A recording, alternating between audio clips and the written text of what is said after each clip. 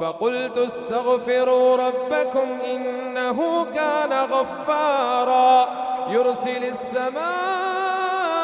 عليكم مدرارا ويمددكم بأموال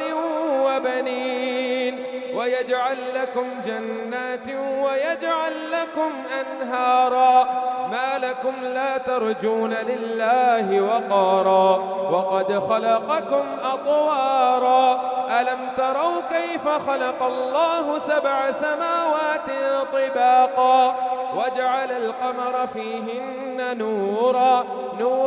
وجعل الشمس سراجا والله أنبتكم من الأرض نباتا ثم يعيدكم فيها ويخرجكم إخراجا والله جعل لكم الأرض بساطا لتسلكوا منها سبلا فجاجا